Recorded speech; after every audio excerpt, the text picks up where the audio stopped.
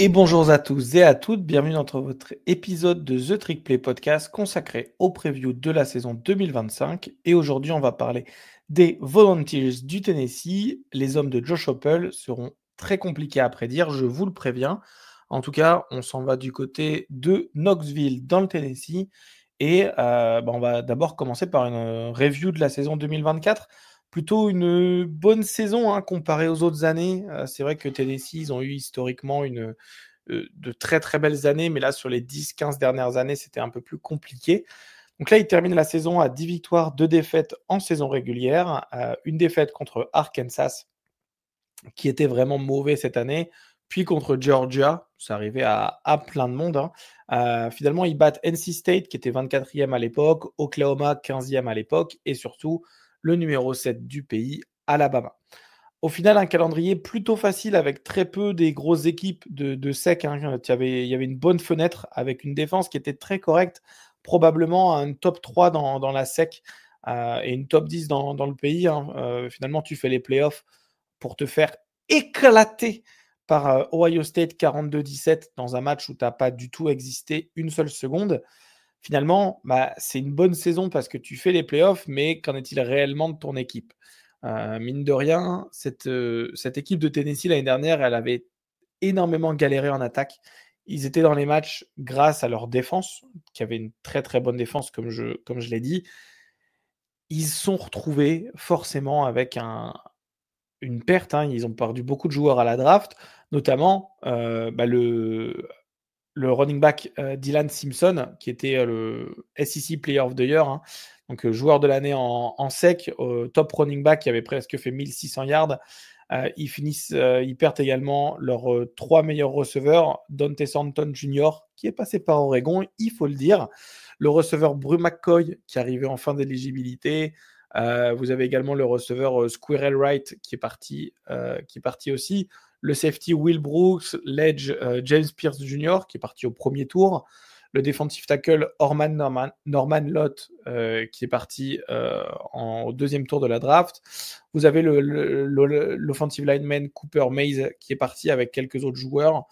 Ça fait beaucoup de pertes, surtout en défense avec des postes clairs, notamment on voit edge, defensive tackle, safety. Puis tu as perdu quelques joueurs en attaque pour Tennessee. Tous tes receveurs, enfin tes trois meilleurs receveurs et ton top running back. Et tu perds également ton quarterback sur le portail des transferts. Donc je pense que vous avez suivi un peu tout le feuilleton sur The Trick Play, tout le feuilleton du quarterback Nicolas Mavella, qui était toute une histoire en elle-même, avec il y avait beaucoup de sujets de la NIL. Donc je pense que tout le monde est au courant de la NIL maintenant, mais si je vous refais le sujet rapidement, Nicolas Mavella, qui était quarterback titulaire à Tennessee, voulait beaucoup plus d'argent. Le coaching staff, avec Josh Heupel, ils ne se sont pas laissés faire. Ils ont dit non, on va pas te donner plus d'argent, si tu n'es pas content, tu t'en vas. Il s'est parti, il s'en est en allé, il s'est barré, et il est parti à UCLA. Donc Nicolas Mavella s'en va à UCLA en plein milieu de la off-season, et t'es juste avant le spring game en fait. Donc t'es allez, on va dire mars, peut-être mars-avril. T'es en mars-avril, ton quarterback titulaire qui était freshman l'année dernière te dit je m'en vais, ou il était sophomore l'année dernière, enfin peu importe. Ton quarterback titulaire sur lequel tu avais misé pour le futur te dit qu'il s'en va. Toi, tu n'as pas de quarterback de plan forcément à ce moment-là. Et donc, tu te retrouves à perdre ce joueur-là sur le portail des transferts, qui est le plus gros joueur de ton équipe. À la fois celui qui prend le plus d'argent, à la fois ton leader, parce qu'il était quarterback titulaire. Et c'est avec lui que tu as été en playoff. Mine de rien, c'est grâce à la défense, mais c'est quand même le quarterback d'une équipe de playoff. Josh Heupel, déjà, et le coaching staff, déjà bravo pour ne pas s'être laissé faire. Faut pas donner le pouvoir à ce genre de personnes. Et ça aurait pu créer un précédent, notamment avec Nicolas Mavella, de dire bah ok, en fait, si jamais tu veux plus d'argent, bah tu menaces de ne pas jouer pendant les camps de printemps. Et en fait, après, Tennessee, ils n'ont pas le choix que de donner les équipes n'ont pas le choix que de te donner l'argent. Josh Heupel n'a pas. Je pense qu'il a aussi un peu sauvé une partie du college football en ne cédant pas. Donc ça, c'est très très bien. ça prouve que ton staff il est solide déjà et pour le college football, c'est une bonne nouvelle. Sur le portail de transfert, tu perds aussi le defensive line Jason Jenkins qui était 4 étoiles il y a quelques années, qui avait fait 2 sacs l'année dernière.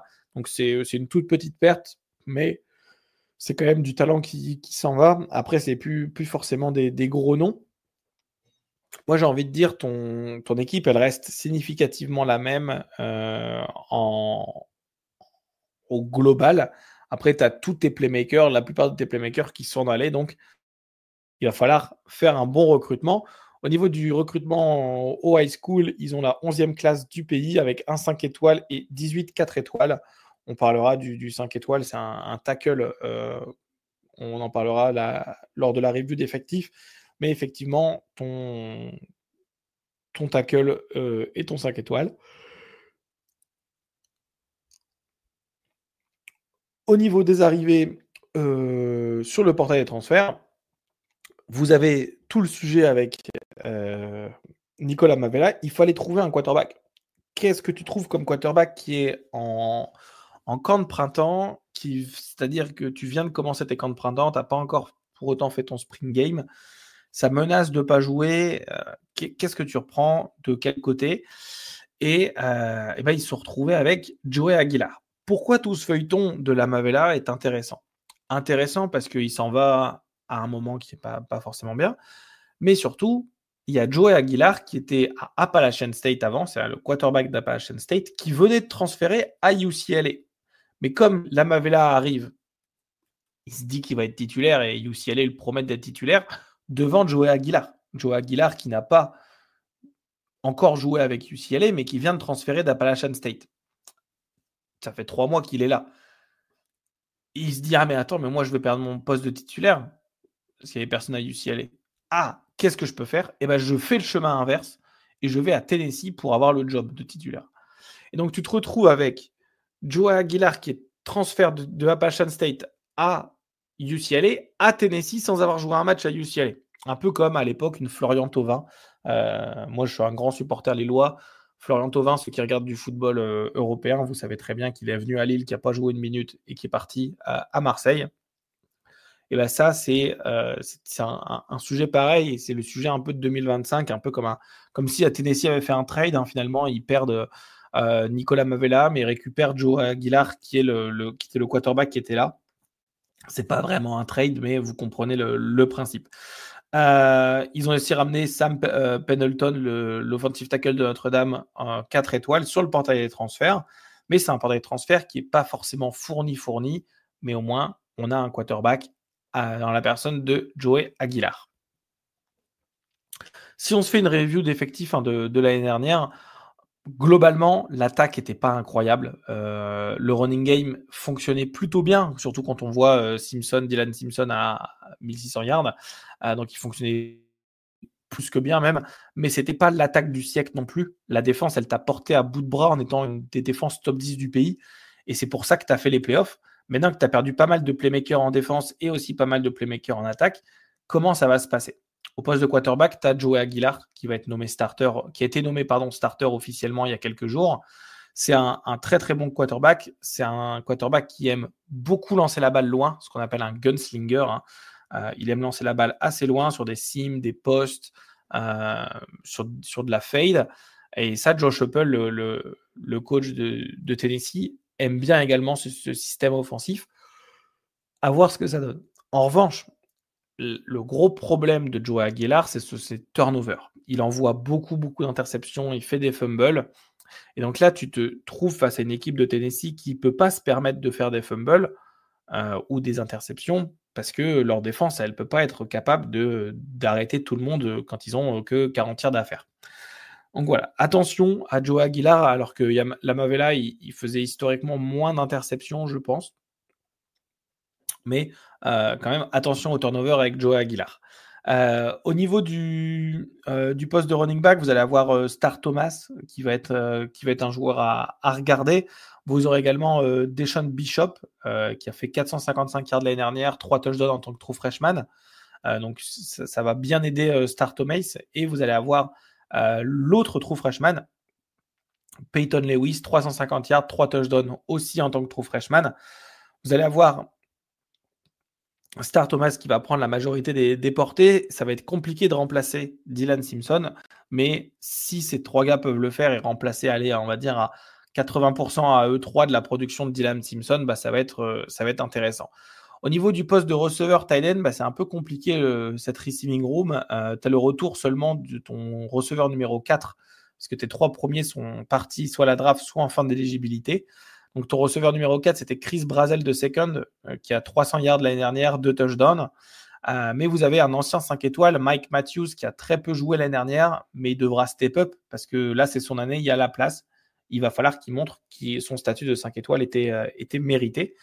Et au poste de tight end, vous avez Miles Kitselman, qui sera une cible à suivre, hein, à la fois pour la draft, mais à la fois parce que c'est un très très bon run blocker et un bon pass catcher. Il est assez athlétique. Toute comparaison gardée, évidemment, mais c'est un profil à la George Kittle. Très très bon run blocker, potentiellement un des meilleurs tight ends du pays sur le run block, en tout cas un des meilleurs tight ends prominents du pays sur le run block.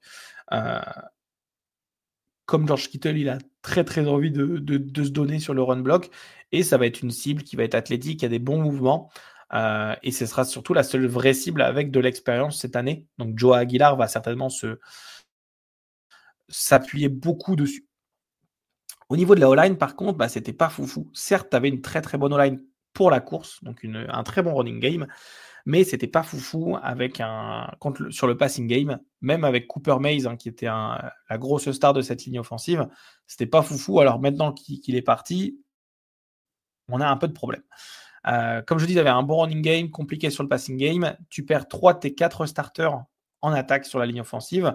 Ça va faire beaucoup d'inexpérience, très peu de snaps joués à eux tous, et également un peu moins de talent. Ils ont recruté Davis Sanders Jr., donc le 11e joueur du pays, 3e offensive tackle sur cette classe 2025, donc il va être true freshman, mais je pense qu'il va devoir starter, et c'est pas mal, ça va donner de l'expérience pour les années futures. Et il y a également Sam Pendleton qui est arrivé de Notre-Dame, offensive tackle 4 étoiles en provenance des Fighting Irish. Ça ne peut faire que du bien à cette ligne offensive qui était compliquée l'année dernière et qui sera, je pense, la faiblesse de cette attaque cette année. Si on passe de l'autre côté de la défense, tu as quand même beaucoup de pertes, hein, en défense, mais ça reste très correct. Vous allez avoir sur la D-line Joshua Joseph, le edge, qui a un vrai potentiel. Il faut qu'il se montre mieux, mais je pense que c'est l'année sur laquelle il va un peu exploser. Maintenant que James Pierce Jr. est parti, notamment, ça va lui permettre d'avoir un peu plus de place, en tout cas. Également, pareil, le defensive tackle Oman Norman Lott qui s'en est allé pour de nouvelles aventures. Il sera dans la rotation un peu remplacé en termes de production, mais pas en termes d'impact réel, par Dominic Bailey, le defensive lineman. Vous avez également Jordan Ross, qui a un 5 étoiles de l'année dernière, qui n'a pas trop joué cette année, mais quand tu es 5 étoiles et que tu arrives en sophomore, il va falloir que tu prouves. Au niveau du poste de linebacker, il y a Arion Carter qui va être un peu le seul gros nom à regarder de cette escouade de linebacker. Je n'ai pas plus d'infos à vous donner. Je pense que ça va être un peu la faiblesse de cette défense, cette escouade de linebacker, avec la plus grosse force étant l'escouade de DB. Ça sera quand même la force de cette défense, malgré, attention, la blessure du cornerback Jermod McCoy, qui était censé être la star de cette défense, mais qui s'est fait les ligaments croisés en janvier. Et je dis bien en janvier.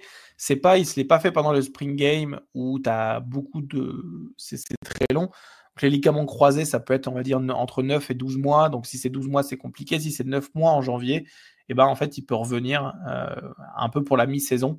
Donc là, ça serait plutôt pas mal s'il pouvait revenir en milieu, fin de saison. Est-ce qu'il va revenir à temps pour être productif pour le reste de la moitié de saison? Je ne sais pas. Mais ils seront plutôt bien aidés, hein, même si il n'est pas là. Il y aura le cornerback junior Jeremiah McCoy qui a fait une saison dernière assez intéressante. 7 passes défendues, 4 interceptions. Vous allez avoir le DB Boo Carter qui a fait une saison true freshman très intéressante aussi, qui revient pour sa saison true sophomore. Encore une fois, ça va être intéressant. le safety Jalen McMurray qui va être super senior avec de l'expérience, le cornerback Ricky. Ça va être la force de cette équipe malgré l'absence de Jermon McCoy. S'il revient, attention à cette escouade défensive dans le backfield. Ça va être très, très intéressant pour les Volunteers de Tennessee.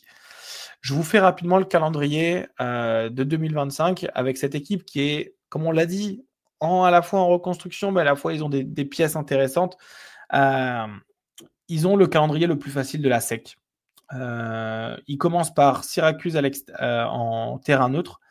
Ensuite, ils reçoivent East Tennessee State, ils reçoivent Georgia qui est 5e du pays, ils reçoivent UAB, donc ils ne sont pas à l'extérieur avant, bon, à part à Syracuse qui sont en terrain neutre, mais ils ne sont pas à l'extérieur avant le 27 septembre contre Mississippi State. Vous avez Arkansas qui est à domicile. Vous vous déplacez cependant à Alabama, à Kentucky. Ensuite, vous recevez Oklahoma qui est 18e du pays à domicile. New Mexico State, pareil à domicile. Vous déplacez à Florida et on finit la saison comme d'habitude avec la rivalité face à Vanderbilt. C'est un calendrier plutôt facile dans les standards de la SEC. La plupart de tes matchs à l'extérieur, ça n'a pas des grosses équipes à part Alabama. Mais je veux dire, à l'extérieur, tu vas jouer Mississippi State, Kentucky et Florida. Bon, à part Florida et Alabama, ça va être assez facile de jouer. Tu as eu un petit break. Et tu joues surtout, tu joues Georgia à domicile et Oklahoma, ça va pouvoir bien t'aider. Le gros test, ça va être face à Georgia en semaine 3 parce que tu joues deux matchs qui sont trop grands enjeux. Et ensuite, tu tapes directement les Bulldogs de Georgia. Attention, ça peut être complexe, surtout avec une nouvelle équipe en train de s'implémenter sur les différents calls, etc. Moi, je vois 9 victoires, 3 défaites. Une défaite face à Georgia, Alabama, Florida. Si tu perds ces 3 matchs sur lesquels tu n'es pas favori, 9-3, c'est quand même pas mal pour Tennessee. Ça peut encore une fois te donner une place en playoff, on ne sait jamais. Peut-être 8-4 si tu as une défaite contre Oklahoma, que moi je prédis pour l'instant vainqueur. En revanche, avoir les pertes réelles de cette défense, comme je l'avais dit en début d'épisode, la défense, c'est ce qui a permis à Tennessee de rester dans beaucoup de matchs qu'ils ont gagnés à une possession et que dans le dernier quart-temps, ils étaient menés, voire c'était un match nul. Heureusement que la défense était là. Si la défense est moins performante, ça peut tout de suite tomber à 7 victoires, 5 défaites. Attention, parce que 7 victoires, 5 défaites, ta défense, elle est moins performante que l'année dernière. Ton attaque, elle a un peu plus de mal sur le running game et elle fait des turnovers, ça peut directement tomber en 7-5. Et là, c'est une mauvaise saison pour Josh Heupel. Et attention au calendrier. Si tu as un calendrier comme ça et que tu finis en 7-5, peut-être que ta tête, elle peut sauter. Surtout quand on sait dans le college football actuel. Voilà, c'est à peu près tout pour la preview des Volunteers de Tennessee. Il y a beaucoup de choses à dire et c'était compliqué à gérer cette preview parce qu'il y a tellement d'inconnus, pas forcément en tant que joueur, mais en termes de retour de production, en termes de qu'est-ce que ça va donner cette défense avec les pertes. Est-ce que cette défense, elle va toujours être portée dans le sac à dos l'attaque? Est-ce que l'attaque va mieux marcher avec Aguilar mais est-ce qu'il ne va pas faire de turnover? Voilà, compliqué. S'il y a des matchs à des turnovers, je dirais un 7-5 avec une défense qui est un peu plus complexe. En tout cas, ça va être super intéressant à suivre cette saison de Tennessee. Et je vous souhaite une bonne saison à ceux qui vont regarder et à tous même. Et puis, on se dit à la prochaine. Bye bye.